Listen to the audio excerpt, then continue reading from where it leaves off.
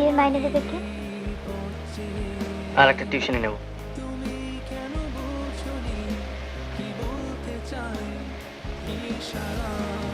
তাহলে আমার বাপের বাড়ি পাঠিয়ে দিও।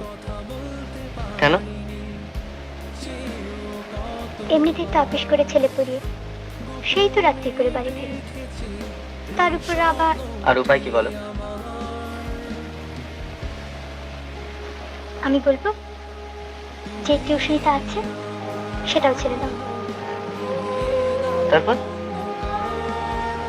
তারপর আমার গরিব বর সন্ধ্যের আগেই বাড়ি ফিরে আসবে,